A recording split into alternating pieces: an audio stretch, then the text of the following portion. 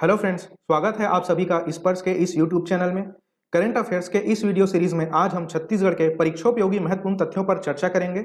इस video series में हम वीकली और मंथली करंट अफेयर्स पर चर्चा करते हैं और प्रश्नों के माध्यम से इनकी व्याख्या भी करते हैं।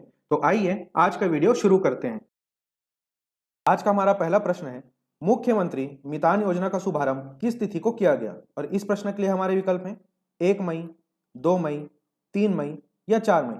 दोस्तों, मुख्यमंत्री मितान योजना का शुभारंभ छत्तीसगढ़ राज्य में अंतर्राष्ट्रीय मजदूर दिवस के दिन किया गया। ठीक है, अब आप सबके लिए इसका जवाब देना ज्यादा आसान हो गया होगा, क्योंकि आप सभी जानते ही होंगे कि अंतर्राष्ट्रीय मजदूर दिवस प्रतिवर्ष किस तिथि को मनाया जाता है, 1 मई। और इस प्रकार मुख्यमंत्री मितान योजना का शुभारंभ छत्तीसगढ़ में 1 मई को किया गया। इसके बारे में थोड़ी सी चर्चा हम कर लेते हैं। जैसा कि आप स्क्रीन पर देख पा रहे हैं कि इसकी शुरुआत अंतर्राष्ट्रीय मजदूर दिवस पर 1 मई 2022 को की गई। इस योजना के माध्यम से छत्तीसगढ़ के नागरिकों को विभिन्न विभागों की सेवाओं का लाभ उनके घर पर एक मितान के माध्यम से निर्धारित समय सीमा में उनके डोर स्टेप पर प्रदान किया जाएगा। इस प्रकार के प्रावधान इस योजना में किए गए हैं। इस योजना के विस्तार के बारे में अगर हम चर्चा करें तो प्रथम चरण में इस योजना को छत्तीसगढ़ राज्य के सभी 14 नगर निगमों में लागू किया गया है और इस योजना के तहत अभी छत्तीसगढ़ के नागरिक 13 प्रकार के प्रमाण पत्र घर बैठे मितान के माध्यम से प्राप्त कर सकते हैं। तो इनमें से कौन कौन से प्रमाण पत्र यहाँ पे शामिल हैं, उनमें से कुछ की चर्चा हम कर लेते हैं। जैसा कि आप स्क्रीन पर देख पा रहे हैं, इसमें से पहला है domicile certificate, caste and income certificate, फिर है आपका गैर डिजिटाइज्ड यानी भूमि रिकॉर्ड आदि की जो कॉपी रहती है वो आप प्राप्त कर सकते हैं, और है marriage registration and marriage certificate, birth certificate, जो शॉप्स के गुमास्ता होते हैं उनका जो रजिस्ट्रेशन होता है वो भी आप इस योजना के माध्यम से प्राप्त कर सकते हैं। इसके अलावा बर्थ और डेथ सर्टिफिकेट में किसी प्रकार की सुधार की आवश्यकता है तो सुधार के पश्चात जो भी डॉक्यूमेंट होगा उसे भी आप मितान के माध्यम से इस योजना के तहत घर बैठे प्राप्त कर सकते हैं। इस योजना का लाभ उठाने के लिए नागरिकों को सरकार के द्वारा एक टोल फ्री नंबर भी प्रोवाइड किया गया है और ये टोल फ्री नंबर बहुत ही ज्यादा महत्वपूर्ण है। ऐसे प्रश्न परीक्षाओं में पूछे जा सकते हैं। ठीक है, तो ये टोल फ्री नंबर आपको ध्यान रखना है 14545। क्लियर है? टोल फ्री नंबर क्या ध्यान रखेंगे? 14545। और इस योजना के लिए और एक तथ्य आपको ध्यान रखना है कि राज्य शहरी विकास अभिकरण यानी स्टेट अर्बन डेवलपमेंट अथॉरिटी इस योजना के लिए एक नोडल एजेंसी की तरह कार्य करेगी। तो ये सभी तथ्य आपको मुख्यमंत्री मितान योजना के संबंध में अवश्य ही ध्यान में रखना है। बढ़ते हैं अगले प्रश्न की ओर। आज का हमारा दूसरा प्रश्न है, हाल ही में junior world weight lifting championship में ज्ञानेश्वरी यादव ने कौन सा पदक जीता है? और हमारे विकल्प हैं स्वर्ण, रजत, कांस्य या स्वर्ण व रजत दोनों। इस प्रश्न का सही जवाब होगा दोस्तों ऑप्शन नंबर बी, रजत पदक। तो दोस्तों आपको ध्यान रखना है कि ग्रीस में आयोजित junior world weight lifting championship में छत्तीसगढ़ की ज्ञानेश्वरी यादव ने उत्कृष्ट प्रदर्शन करते हुए रजत पदक जीत लिया है और ऐसा करने वाली ज्ञानेश्वरी यादव छत्तीसगढ़ की पहली महिला खिलाड़ी हैं। और क्या चीजें आपको ध्यान में रखनी है, जैसे कि मैंने अभी अभी आपको बताया कि इस वर्ष का junior world weight lifting championship कहाँ आयोजित किया गया था, तो आपको ध्यान में रखना है ग्रीस में आयोजित किया गया था। छत्तीसगढ़ की किस खिलाड़ी ने यहाँ पे पदक जीता है? ज्ञानेश्वरी यादव। तो ये खिलाड़ी किस क्षेत्र से संबंधित है ये भी आपको ध्यान में रखना है। तो ज्ञानेश्वरी यादव के संबंध में आपको ध्यान में रखना है राजनांदगांव। क्लियर है? बढ़ते हैं अगले प्रश्न की ओर। हमारा तीसरा प्रश्न है, मुख्यमंत्री श्रमिक सियान सहायता योजना के तहत बुजुर्ग श्रमिकों को कितने रुपए की सहायता राशि दी जाएगी? और हमारे विकल्प हैं 5,000 रुपए, 10,000 रुपए, 15,000 रुपए या 20,000 रुपए। इस प्रश्न का सही जवाब है दोस्तों ऑप्शन नंबर बी, 10,000 रुपए। तो मुख्यमंत्री श्रमिक सियान सहायता योजना के तहत बुजुर्ग श्रमिकों को एकमुश्त 10,000 रुपए की सहायता राशि छत्तीसगढ़ सरकार के द्वारा प्रदान की जाएगी। और इस योजना के पात्रता के बारे में अगर हम बात करें तो इस योजना के लिए वही श्रमिक पात्र होंगे जिनकी न्यूनतम आयु 59 वर्ष और अधिकतम उनकी आयु 60 वर्ष होगी। दूसरा पात्रता यह है कि अगर कोई भी श्रमिक इस आयु वर्ग के अंतर्गत आते हैं तो वे श्रमिक पिछले 5 वर्षों से मंडल के अंतर्गत पंजीकृत होना चाहिए। अब यहाँ पे कौन से मंडल की हम बात करें तो यहाँ पर मैंने लिखा हुआ है भवन सन्निकार कर्मकार मंडल। ठीक है, और इस मंडल के वर्तमान अध्यक्ष के रूप में आपको किनका नाम ध्यान में रखना है? सुशील सन्नी अग्रवाल जी का। तो ये सभी तथ्य आप अवश्य ही ध्यान में रखिएगा। बढ़ते हैं अगले प्रश्न की ओर। हमारा चौथा प्रश्न है, छत्तीसगढ़ सरकार ने मुख्यमंत्री नौनी सशक्तिकरण योजना के लाभ के लिए उम्र का दायरा 18 वर्ष से बढ़ाकर कितने वर्ष कर दिया है? और हमारे विकल्प हैं 19 वर्ष, 20 वर्ष, 21 वर्ष या 22 वर्ष। इस प्रश्न का सही जवाब है दोस्तों ऑप्शन नंबर सी, 21 वर्ष।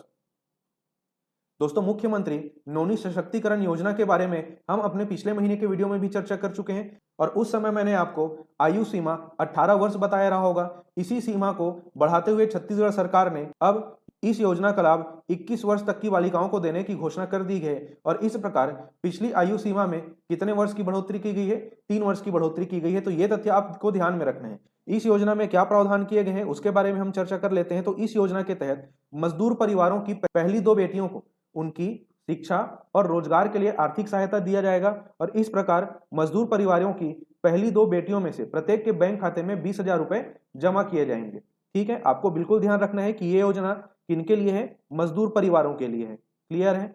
बढ़ते हैं अगले प्रश्न की ओर। हमारा 5वां प्रश्न है, छत्तीसगढ़ में अब 5 की बजाय कितनी विद्युत कंपनियां होंगी? और इस प्रश्न के लिए हमारे विकल्प हैं 4, 3, 2 या 1। इस प्रश्न का सही जवाब है दोस्तों ऑप्शन नंबर बी, 3। दोस्तों छत्तीसगढ़ राज्य में अभी तक 5 विद्युत कंपनियां थी जिन्हें मर्ज करने की कवायद पिछले 1 साल से लगाई जा रही थी, लेकिन अब इस मर्जिंग प्रोसेस को सरकार की स्वीकृति मिल गई है और अब छत्तीसगढ़ में 5 की बजाय केवल 3 विद्युत कंपनियां होंगी। तो कौन सी 2 कंपनियों को मर्ज किया जा रहा है और कौन सी 3 कंपनियां कार्यरत रहेंगी, इनके बारे में हम चर्चा कर लेते हैं। तो छत्तीसगढ़ सरकार की होल्डिंग और ट्रेडिंग कंपनी अब बंद हो रही है और इसके पश्चात छत्तीसगढ़ में निम्न 3 विद्युत कंपनियां कार्यरत रहेंगी, जिनमें से पहला है छत्तीसगढ़ राज्य विद्युत उत्पादन कंपनी यानी कि जनरेशन, दूसरा है छत्तीसगढ़ राज्य विद्युत ट्रांसमिशन कंपनी और तीसरा है छत्तीसगढ़ राज्य विद्युत डिस्ट्रीब्यूशन कंपनी। तो ये 3 कंपनियों का नाम आपको ध्यान में रखना है जो कार्यरत रहेंगी। अगर हम छत्तीसगढ़ राज्य विद्युत नियामक आयोग के चेयरमैन की बात करें तो इनका नाम आपको ध्यान में रखना है हेमंत वर्मा और इस आयोग के अन्य सदस्य के रूप में आपको प्रमोद कुमार गुप्ता जी का नाम ध्यान रखना है। क्लियर है। बढ़ते हैं अगले प्रश्न की ओर। हमारा 6वां प्रश्न है, छत्तीसगढ़ में नशे के विरुद्ध निजात अभियान किस विभाग के द्वारा चलाया जा रहा है? दोस्तों इस तथ्य की भी चर्चा हम पिछले वीडियो में 2 से 3 बार कर चुके हैं, तो इसका जवाब आपको अवश्य ही पता होना चाहिए। इस प्रश्न के लिए हमारे विकल्प हैं समाज कल्याण विभाग, स्वास्थ्य विभाग, शिक्षा विभाग या पुलिस विभाग। इस प्रश्न का सही जवाब है दोस्तों ऑप्शन नंबर डी, पुलिस विभाग। तो आपको ध्यान रखना है निजात अभियान छत्तीसगढ़ पुलिस विभाग के द्वारा चलाया जा रहा है। तो अब हम चर्चा करेंगे कि ये अभियान पुलिस विभाग के द्वारा क्यों चलाया जा रहा है। तो आपको ध्यान रखना है कि निजात अभियान नशे के विरुद्ध अभियान है जिसे छत्तीसगढ़ के जिले पुलिस के द्वारा चलाया जा रहा है। ठीक है, और छत्तीसगढ़ पुलिस के इस अभियान को केंद्रीय गृह मंत्रालय ने देश भर की स्मार्ट पुलिसिंग व्यवस्था में शामिल किया है, इसलिए यह अभियान अपने आप में बहुत ही ज्यादा महत्वपूर्ण हो जाता है। हमारा अगला प्रश्न है, छत्तीसगढ़ के किस स्थान पर रेलवे का देश का सबसे बड़ा सोलर प्लांट स्थापित किया गया है? और इस प्रश्न के लिए हमारे विकल्प हैं रायपुर, बिल्हा, बिलासपुर या चरोदा। इस प्रश्न का सही जवाब है दोस्तों ऑप्शन नंबर डी, चरोदा। तो दोस्तों आपको ध्यान में रखना है कि रेलवे के द्वारा देश का सबसे बड़ा सोलर प्लांट कहां स्थापित किया गया है? चरोदा में। और ये चरोदा किस जिले में स्थित है? आपका दुर्ग जिले के भिलाई के अंतर्गत आता है चरोदा। ये जगह आपको ध्यान रखना है, यहीं पर रेलवे का देश का सबसे बड़ा क्या लगाया गया है? Solar power project. और यहां पर रोजाना 50 मेगावाट बिजली का उत्पादन किया जाएगा। तो ये तथ्य अपने आप में बहुत ही ज्यादा महत्वपूर्ण है, इसे आपको अवश्य ही ध्यान में रखना है। बढ़ते हैं अगले प्रश्न की ओर। हमारा 8वां प्रश्न है, हाल ही में कबीरधाम के मात्स्यिकी महाविद्यालय, मात्स्यिकी कहने का मतलब होता है फिशरीज, ठीक है, इसका नाम किनके नाम पर किया गया है? और हमारे विकल्प हैं महादेव प्रसाद पांडे, धर्मपाल सैनी, पूनाराम निषाद या बिलासाबाई। इस प्रश्न का सही जवाब है दोस्तों option number C, Poonaram Nishad. दोस्तों छत्तीसगढ़ की लोक कला एवं संस्कृति का अध्ययन करते समय आपने इस नाम का अध्ययन जरूर किया होगा, जो कि है स्वर्गीय पूनाराम निषाद, और इनके नाम पर ही कबीरधाम के मात्स्यिकी महाविद्यालय का नामकरण कर दिया गया है। दोस्तों स्वर्गीय पूनाराम निषाद जी के बारे में अगर हम चर्चा करें तो स्वर्गीय पूनाराम निषाद जी छत्तीसगढ़ के प्रसिद्ध पंडवानी गायक हैं और ये वेदमती शैली के पंडवानी गायक थे और इन्हें कला के क्षेत्र में वर्ष 2005 में भारत के सर्वोच्च नागरिक सम्मानों में से एक पद्मश्री सम्मान भी दिया जा चुका है। दोस्तों विकल्प में कुछ और महत्वपूर्ण नाम थे, इनके बारे में अगर हम चर्चा करें तो महादेव प्रसाद पांडे जी के बारे में हम पिछले वर्ष की वीडियो में कुछ चर्चा किए थे। ठीक है, मैं आपको फिर से याद दिला देता हूं कि रायपुर स्थित नालंदा परिसर जो कि शिक्षा का एक हब बन चुका है, इस परिसर का नामकरण महादेव प्रसाद पांडे जी के नाम पर किया गया है। धर्मपाल सैनी जी के बारे में आप अवश्य ही जानते होंगे, बस्तर क्षेत्र से संबंधित हैं और इन्होंने उस क्षेत्र के बालिकाओं के शिक्षा के लिए बहुत उत्कृष्ट कार्य किए हैं। ठीक है, तो जब भी धर्मपाल सैनी जी का नाम आपको ध्यान में आए, आपको एक शब्द ध्यान में रखना है, बालिका शिक्षा से संबंधित इन्होंने उत्कृष्ट कार्य किए हैं। और एक और नाम दिखाई दे रहा है आपको, बिलासाबाई। तो आपको ध्यान रखना है कि बिलासपुर शहर का नामकरण बिलासाबाई के नाम पर ही किया गया है, और बिलासपुर के चकरभाटा में जो एयरपोर्ट है उसका नाम भी बिलासाबाई के नाम पर ही किया गया है। तो ये सारे तथ्य आपको अवश्य ही ध्यान में रखने हैं। बढ़ते हैं अगले प्रश्न की ओर। हमारा 9वां प्रश्न है, हाल ही में राज्य सरकार द्वारा महिलाओं को ई रिक्शा खरीदने पर अनुदान राशि को बढ़ाकर कितना कर दिया गया है? और हमारे विकल्प हैं 60,000 रुपए, 75,000 रुपए, 90,000 रुपए या 1,00,000 रुपए। इस प्रश्न का सही जवाब है दोस्तों ऑप्शन नंबर डी, 1,00,000 रुपए। तो आपको ध्यान रखना है कि छत्तीसगढ़ सरकार द्वारा महिलाओं को ई रिक्शा खरीदने पर जो पहले 50,000 की अनुदान राशि दी जाती थी, इस अनुदान राशि को बढ़ाकर हाल ही में भूपेश बघेल जी ने 1,00,000 रुपए कर दिया है। तो ये तथ्य आपको अपडेट करना है और यही तथ्य अब आपको ध्यान रखना है। क्लियर है? बढ़ते हैं अगले प्रश्न की ओर। हमारा 10वां प्रश्न है, प्रधानमंत्री नरेंद्र मोदी ने किस देश के प्रिंस को हाल ही में छत्तीसगढ़ का प्रसिद्ध ढोकरा नाव भेंट किया है? और यह प्रश्न अपने आप में बहुत ही ज्यादा महत्वपूर्ण है। इसका उत्तर आपको अवश्य ही ध्यान में रखना है। आने वाले किसी भी प्रतियोगी परीक्षा में यह प्रश्न आपसे अवश्य ही पूछा जा सकता है। इस प्रश्न के लिए हमारे विकल्प हैं डेनमार्क, फिलीपींस, इंग्लैंड या इंडोनेशिया। इस प्रश्न का सही जवाब होगा दोस्तों ऑप्शन नंबर ए, डेनमार्क। यानी प्रधानमंत्री नरेंद्र मोदी ने डेनमार्क के प्रिंस को छत्तीसगढ़ का प्रसिद्ध ढोकरा नाव भेंट किया है। दोस्तों आपने हाल ही में अखबारों में पढ़ा होगा कि प्रधानमंत्री नरेंद्र मोदी अपने यूरोपीय देशों की यात्रा में गए हुए हैं और यहीं पर उन्होंने डेनमार्क के क्राउन प्रिंस फ्रेडरिक को छत्तीसगढ़ की पहचान ढोकरा नाव भेंट की है। ढोकरा के बारे में अगर हम चर्चा करें तो इसके बारे में भी आपने अवश्य ही पढ़ा होगा। यह एक गैर लौह धातु है जिसे मोम कास्टिंग तकनीक से बनाया जाता है। और ये ढोकरा नाव किस प्रकार दिखाई देता है ये आप यहाँ पे चित्र में देख पा रहे होंगे। इसी ढोकरा नाव को प्रधानमंत्री नरेंद्र मोदी ने डेनमार्क के क्राउन प्रिंस फ्रेडरिक को भेंट किया है। क्लियर है? बढ़ते हैं अगले प्रश्न की ओर। हमारा 11वां प्रश्न है, गाता पखना प्रथा छत्तीसगढ़ की किस जनजाति में प्रचलित है? और इस प्रश्न के लिए हमारे विकल्प हैं उरांव, बिंजवार, अबुझमाड़िया या बैगा। इस प्रश्न का सही जवाब है दोस्तों ऑप्शन नंबर सी, अबुझमाड़िया। तो दोस्तों आपको बिल्कुल ध्यान में रखना है, गाता पखना प्रथा किस जनजाति से संबंधित है? अबुझमाड़िया जनजाति से संबंधित है। और ऐसे तथ्य आपको टेक्स्ट बुक में भी नहीं मिलेंगे। ठीक है, इसलिए आपको कुछ फैक्ट्स के लिए लगातार अखबारों का अध्ययन करना चाहिए। जैसा कि ये तथ्य है गाता पखना प्रथा, ये आपको छत्तीसगढ़ सामान्य अध्ययन की बुक में नहीं मिलेगा। ठीक है, तो ये तथ्य आप बिल्कुल अपने छत्तीसगढ़ की जनजाति वाला नोट जो भी प्रिपेयर किए होंगे वहां पे अबुझमाड़िया जनजाति से संबंधित तथ्यों में लिख लीजिए। ठीक है, इस प्रथा के बारे में हम चर्चा करें तो अबुझमाड़ के क्षेत्र में मृत व्यक्ति की याद में 20 वर्षों में एक बार पत्थर स्थापित कर बहुत ही वृहद स्तर पर यह आयोजन किया जाता है, जिसे क्या कहा जाता है? गाता पखना प्रथा। ठीक है, अबुझमाड़िया जनजाति के मृतक संस्कारों में कुछ चीजें और आपको ध्यान में आ रही होगी, जैसे अबुझमाड़िया जनजाति के द्वारा मृतक स्तंभ स्थापित किया जाता है जिसका नाम क्या है? अनालगढ़िया।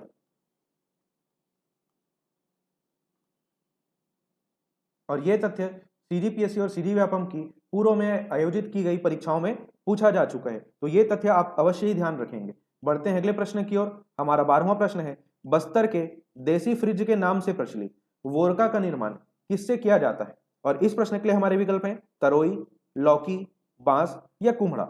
इस प्रश्न का सही जवाब है दोस्तों ऑप्शन नंबर बी, लौकी। दोस्तों वोरका भले ही आपको ये शब्द नया लग रहा हो, लेकिन इसके बारे में आप सभी अवश्य ही जानते होंगे।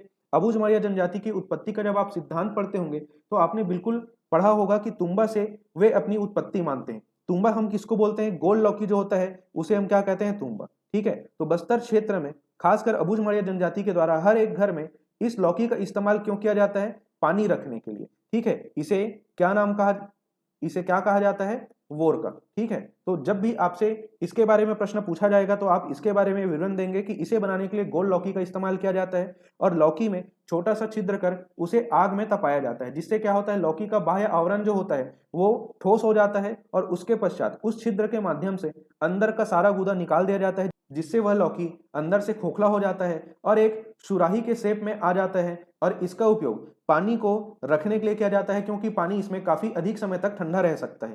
क्लियर है? हमारा 13वां प्रश्न है, छत्तीसगढ़ की ऐश्वर्या सिंह, महक नरवसे व अंशी अग्रवाल किस खेल से संबंधित हैं? और इस प्रश्न के लिए हमारे विकल्प हैं हैंडबॉल, क्रिकेट, हॉकी या शतरंज।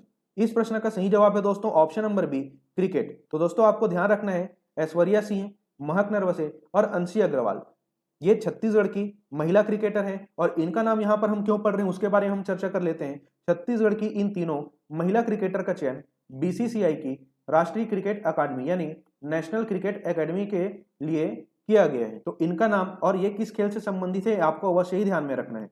क्लियर है? तो दोस्तों आज के वीडियो में सिर्फ इतना ही। इस वीडियो का निःशुल्क पीडीएफ प्राप्त करने के लिए आप डिस्क्रिप्शन में दिए गए लिंक से हमारा एप्लीकेशन डाउनलोड कर लीजिए। उसके free current affair test series वाले सेक्शन में आपको पूरे के पूरे पीडीएफ निःशुल्क प्राप्त होंगे और प्रत्येक माह की 5 तारीख को आप करंट अफेयर्स के नॉलेज का अपना स्व आकलन करने के लिए वहां पर निःशुल्क टेस्ट भी दिला सकते हैं। क्लियर है? तो दोस्तों जल्द मैं मिलूंगा आपसे अगले सप्ताह के करंट अफेयर्स की नई वीडियो के साथ। तो इंतजार कीजिए हमारी अगली वीडियो का। इस वीडियो को अंत तक देखने के लिए आपका धन्यवाद।